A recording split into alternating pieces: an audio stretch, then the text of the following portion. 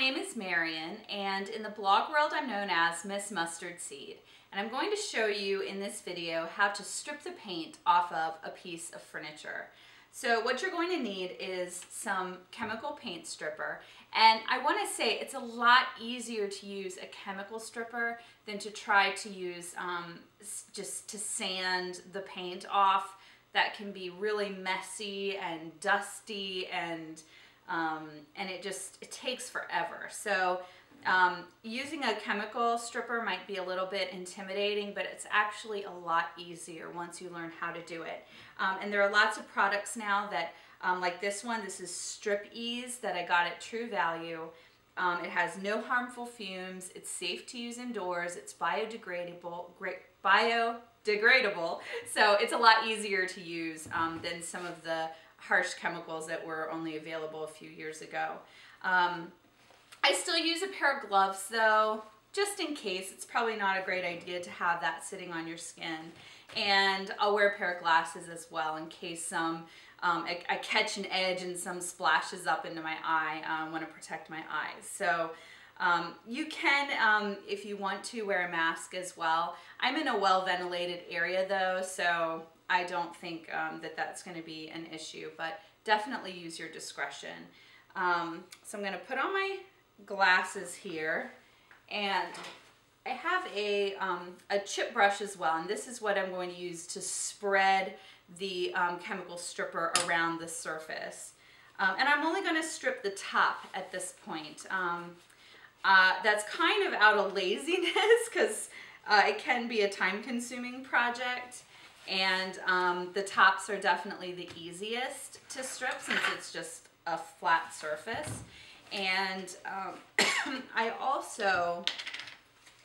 just like the look of it. I love the look of painted furniture, but I do have an appreciation for real wood. So you sort of have the best of both worlds, the painted base and the wood top. So what I'm going to do is, this is has sort of a loose gel consistency, and I'm going to sort of pour it over a section and then wipe it around. And this just saves sort of having to use an extra container to put it in, and you want to apply it pretty liberally. So I'm going to use the chip brush to brush this all over the surface. And the paint that I'm stripping is actually an oil-based paint, which you can use this to strip latex, oil, really any kinds of paint. And I'm also going to get it along the sides, which that's going to be sort of the trickiest part of this piece, is doing the sides. And then I'm going to pour a little bit more. And again, like I said, you want to apply a lot. Don't be greedy with it, because it will really it'll work better when you have a lot more. That's my experience anyway. It can kind of dry up if you don't.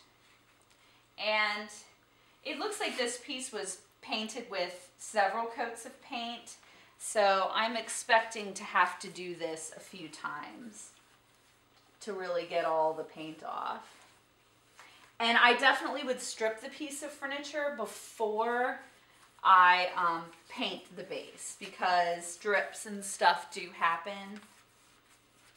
So I'm making sure I've applied it everywhere. Let's see, I need just a little bit more to get it on the sides here.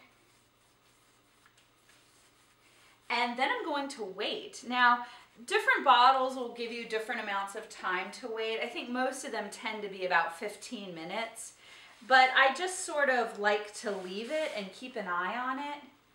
I'll go paint another piece of furniture or start working on that, and then I'll come back and check it. And you can start to see when the paint has loosened and sort of pulled away. So I'm going to wait for that to happen, and then we'll start scraping it off. I've let the chemical stripper sit on the piece for, it's probably been about 30 minutes maybe, and the paint has definitely started to come up. And as you can see, when I rub up, this is just like a 1.5 inch putty knife. I could probably have used a bigger one for this, but this one sort of is my gunky one, so I'll use it for when I'm stripping paint. And you don't have to apply a lot of pressure, and you do want to be careful so that you don't gouge the wood. And I'm just scraping all of the loose paint off, and I'm starting to see some of the wood, but I'm seeing the coat of paint underneath too, so I'm definitely going to have to apply at least one more coat of the chemical stripper. Now sometimes the paint comes off and it's pretty solid like it is here. It's not like real drippy. And then other times it's just like this goo. And I don't know if that probably has to do with what kind of paint was used. I've had that happen with different kinds of chemical strippers though. So I don't think it's necessarily the stripper. It might be sort of a combination. And I'm just using like a really heavy paper plate to wipe this on. You don't want to use anything that's plastic because the plastic will, like the stripper will eat through the plastic. And I found that out the hard way. You can also use like an empty metal paint can. That's probably an ideal thing to use. But I do often use cardboard. Now once I start getting to the edges, that's where it's going to get a little bit tricky, and I just have to sort of, you know, scrape where I can. See, I'm dripping over the edge, and I'm definitely going to have to come in with some steel wool to really get into the fine details, but I will do that on the second coat.